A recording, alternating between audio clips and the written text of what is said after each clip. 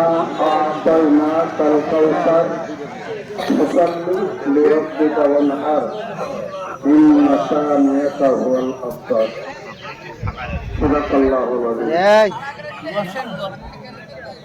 محترم সামিনে কেরাম,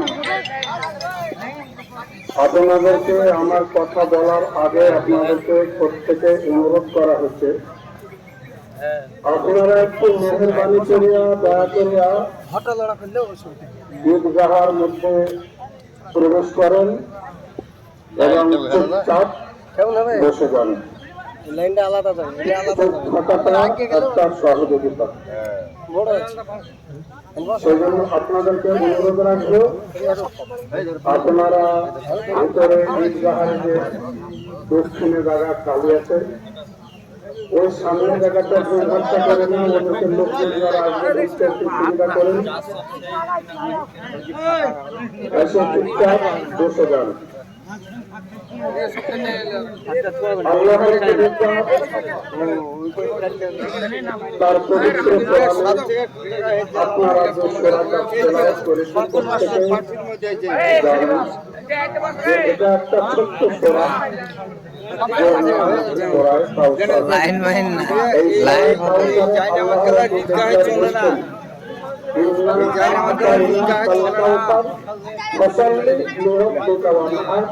কোথায় চললে চলো না বাড়িতে ফিরে বাড়ি থেকে বাড়িতে নামাজ পড়া হাউজে কাউসার দান করেছি তোমরা তোমার নামে জায়গা খালি হবে বলতে হবে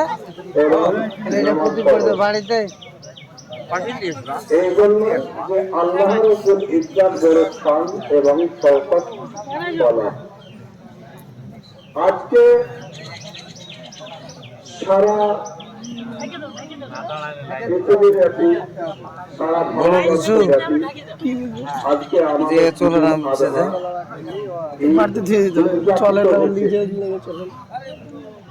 একদিন আসবে তো বড়, আমরা ভারতবর্ষের নাগরিক,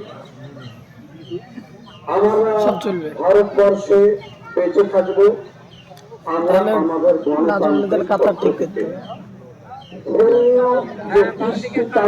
কাজগুলো আছে এটা আমাদের গণতান্ত্রিক পদ্ধতিতেই হবে। আজকে ঈদুল আজহার নামাজ আমরা সমাপ্ত করব, সমাপ্ত করার পরে আমরা কোরবানির কাজে ব্যস্ত হব।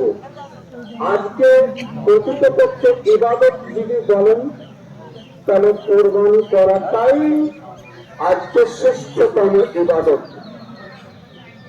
এই কোরবানি আপনার আমার যদি সমাজে কোনো চলাচলে যদি অসুবিধা হয়, আজকে আপনার কোরবানি শুরু হবে, আপনি 13 তারিখ পর্যন্ত কোরবানি করার নবী আলাইহিস সালাতু সালাম হুকুম দিয়েছেন। 3 দিন পর্যন্ত আপনি কোরবানি করতে পারবেন। আমি আমার ছাত্র জামানায় দিল্লিতে যখন দারুল উলুম দেওবন্দে ওখানে সাহারানপুরে যখন পড়তাম, তো দিল্লির যে নিজামুদ্দিন মার্কাজ আছে ওই মার্কাজে আসতাম খাল আদায় করতে।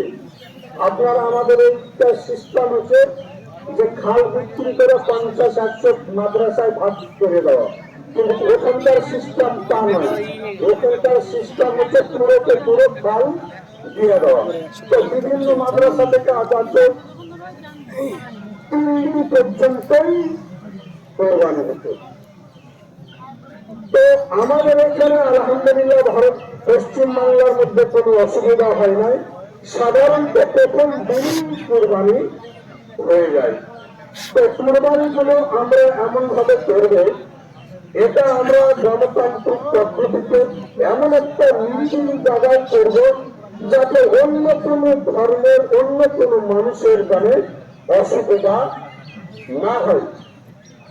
কারণ কোরআন পাকের মধ্যে আল্লাহ রাব্বুল ইজ্জত বলেছেন লাকুম দীনুকুম ওয়ালিয়া দীন, মানে তোমার জন্য তোমার ধর্ম।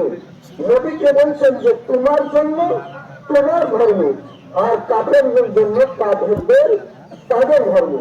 তাহলে আমরা ধর্মের কাজগুলো এমন ভাবে করবো যাতে অন্য কর্মের অন্য কোন জাতির যেন ক্ষতি না হয়।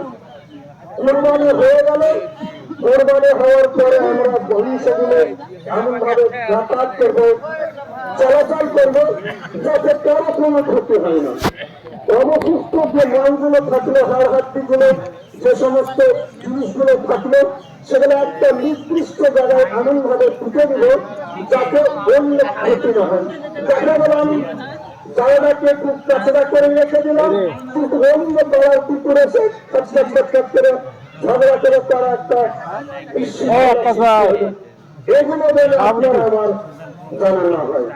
তাছাড়া নিজের আরো দেখতে পাই ইয়াং যুবক ছেলেগুলো গাড়িগুলো নিয়ে এমন দ্রুত গতিতে চালায় মনে যেন রাস্তাটার বাতের পৈতৃকী সম্পত্তি। মানে রাস্তায় আপনাকে আমাকে এমন ভাবে সুন্দর ভাবে চলতে হবে, মানে ভদ্রতা হবে। আমি যে কথাগুলো বলছি একটা পবিত্র কোরআন ভিত্তিক, প্রত্যেকে আল্লাহ রাব্বুল হেদায়েত দিয়ে গেছেন। লা তামশি ফিল আরদি মারহা, আল্লাহ বললেন বান্দা তুমি এমন ভাবে রাস্তায় চলাচল করো না, অহংকারের সাথে তর্কের সাথে গর্বের সাথে চলো না। তুমি এমন ভাবে চলাচল করবে যেন মনে হবে যেন আমার একটা কোন জিনিস হারিয়ে গেছে। রাস্তায় এমন ভাবে চলো যাতে কোন একটা জিনিস হারিয়ে গেছে, আর সত্যি হারিয়ে গেছে।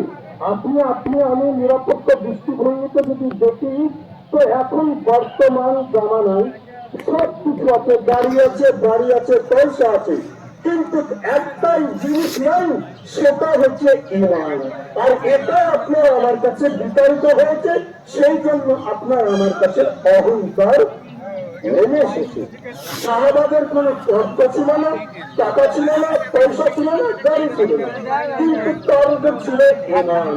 আর ঈমানের বদলতে 313 জন সাহাবা নিয়ে 3000 সৈন্যের মোকাবেলা হয়েছে। কিন্তু আপনারা আমরা এত মুসলমান, এত ঈমান, কিন্তু তার পরেও মানে অমুসলিমদের আমরা নেতৃত্বে চলছি। কেন চলছি? আমরা যে সংবিধান হাদিস এবং কোরআনকে ছেড়েছি, হাদিস এবং কোরআনকে ছেড়ে দেওয়ার কারণে আপনার আমার জীবনটা চলে গেছে। সেই জন্য হাদিস কোরআনকে বুকে ধরে, আর হাদিস কোরআন যখন বুকে নেবে তখন আপনার আমরা প্রত্যেকেই আপনারা আমার পুনরায় জায়গা ফিরে আসবে। কোরআনে আল্লাহ বলেছেন ওয়ালা তাহিনু ওয়ালা তাহজানু ওয়া আনতুম আ'লাউনা ইন কুনতুম মুমিনুন। আল্লাহ বলেন তোমরা লাঞ্ছিত হবে না, অবহেলিত হবে না, অসম্মানিত হবে না, ঘৃণিত হবে না। ওয়া আনতুম আ'লাউনা, বরং উচ্চ সম্মানিত হবে। তোরা রাষ্ট্রপতি হবে, প্রধানমন্ত্রী হবে, সবকিছু তোদের কাছে তুলে দেওয়া হবে। বাংলা যদি শুধু মুমিন হতে পারে তাহলে বোঝা গেল আপনার এই কোরআনের আয়াতের অনুযায়ী আপনারা আমরা বুঝতে পারলাম যে আমরা মুমিন হতে পারি না। সেই জন্য আপনারা আমরা ঘুর চাপতে ঘুরে বেড়াচ্ছি। আপনারা আমরা সেজন্য লক্ষ্য রাখবো কোরবানি করার পর অবশিষ্ট যে সমস্ত জিনিসগুলো থাকবে আমরা বিভিন্ন জায়গায় পুঁতে দেব। তারপর আর একটা কথা আপনাদেরকে বার্তা দিই, আগামী 13 তারিখ শুক্রবার, আগামী 13 তারিখ শুক্রবার, সেই শুক্রবারের দিন জুমার নামাজের পর মসজিদের সংলগ্ন কোন নিরিবিলি জায়গায় বা রাস্তায় মাত্র 10 থেকে 15 মিনিট, মাত্র 15 থেকে 8 ঘন্টা, এতে কোনো বয়ান হবে না, বক্তৃতা হবে না।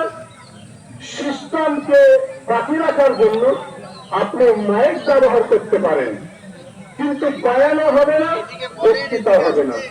এই শুক্রবারের 13 তারিখে মানববন্ধন অধিকার, এই মানববন্ধন অধিকার থেকে আপনারা আমরা কি বার্তা দিতে পারছি? কেন্দ্রীয় কেন্দ্রের সরকার নরেন্দ্র মোদী ওয়াকফ আইনের যে কালাকানুন বাতিলের প্রতিবাদে আমরা একটা ধিক্কার জানাচ্ছি যে আমাদের এই প্রতিবাদ এখনো চলছে। 23 তারিখে শুনানি হয়েছে, আমরা শুধু রায়ের অপেক্ষায় রয়েছি। রায় ঘোষণা হবে বিদায় সরকার, তারপরে আমরা আমাদের বার্তা নিয়ে যাব। মাথায় রাখি, আপনাদের পয়সায় ওষুধ পেপার পয়সাইতে মানুষ হয়েছি, জাকাতের টাকার, চামড়ার টাকার, ওষুধের টাকার যে মানুষ হয়েছি। আপনারা আমাদেরকে মানুষ করেছেন, আমাদের দায়িত্ব আছে ভারত গণতান্ত্রিক পদ্ধতিতে সরকারকে বোঝাবো যে সরকার তুমি যা চাও সেটা তাই নয়। 130 নম্বর ভারতবর্ষের আইনি ধারাতে মুসলমানরা তাদের নিজস্ব দল মাল দিয়ে তারা দিন প্রতিষ্ঠান কায়েম করে ইসলামটাকে স্বাধীনতায় নিয়ে আসতে পারে। এই সংবিধানের ওপরে কালাকানুন বাতিলের প্রতিবাদে আমরা অনেকবার কলকাতায় মিটিং মজলিস করেছি, একটা মিটিং বাতিল হয়েছে, এটাও আলোচনা সাপেক্ষে। সেই জন্য আপনার আমরা এক থাকি। কোরআনে আল্লাহ বলেছেন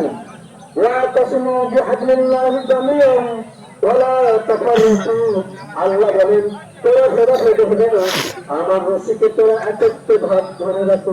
সেজন্য আপনাদের আমাদের একত্র দেবে না।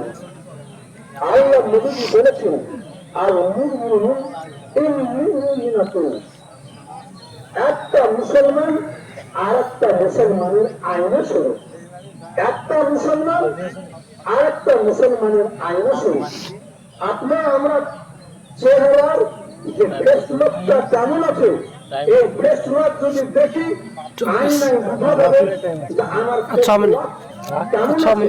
তো একটা মুসলমান আর একটা মুসলমানকে দেখে নির্বাচন করবে আমি কেমন আছি। কিন্তু দেখা যায় এক মুসলমান আর এক মুসলমানকে দেখি মুখটাকে দেখিয়ে চলে যাচ্ছে। এটা নবীর হাদিসের উপরে চলছে। লোক বাইরে বসে আছে, সব গেটের 5 মিনিট সময়ের অপেক্ষায় রয়েছি। সময় শেষ, নামাজে দাঁড়িয়ে যাবে। আপনাদেরকে যথেষ্ট মসজিদের মধ্যে ইরান দেওয়া হয়েছে, আর বাড়তি বলার কোন দরকার নাই। আল্লাহ আগেই ইরান করে দিয়েছে, আপনি আমরা 5 ওয়াক্তের নামাজকে পড়বেন, তার ইরান আল্লাহ 5 ওয়াক্তের ঘোষণা আদানের মাধ্যমে দিয়েছে। ওতে বারবার বলার কোন প্রয়োজনীয়তাও মনে করে না। সেই জন্য আপনারা চলে আসুন। এখনো পর্যন্ত যারা এখানে সেখানে রয়েছেন, মেহরবানি করিয়া ঈদগাহে চলে আসুন। আমি বলছিলাম যে আপনারা আমরা একটা মুসলমানকে দেখে আর একটা মুসলমানের নির্বাচন করে দিই, এক অপরের ভেদাভেদ করি না। মোদীজি বলেছেন তোমাদের পদ্ধতিতে ওই ব্যক্তি উত্তম যে ব্যক্তি তার নিজের ক্ষতি করে দেখে, যে নিজের ত্রুটিগুলো দেখতে পায় সে অপরের ত্রুটি দেখতে পায় না। আর যে অপরের নিজের ত্রুটি দেখতে পায় না সে শুধু অপরের ত্রুটিগুলো দেখতে পাবে। আর সেজন্য আপনারা আমরা নিজের ত্রুটিকে দেখি, নিজের দোষ ধরে অপরের দিকে না তাকিয়ে আমি কি করছি, আমাকে আল্লাহ দুনিয়াতে পাঠিয়েছেন, আমি কি করতেছি, আমার করণীয় কি ছিল আর আমি কি করেছি। এই বলে আমি আমার সংক্ষিপ্ত কথা শেষ করলাম। ওয়াকিরে দাওয়ানা আলহামদুলিল্লাহি রাব্বিল আলামিন।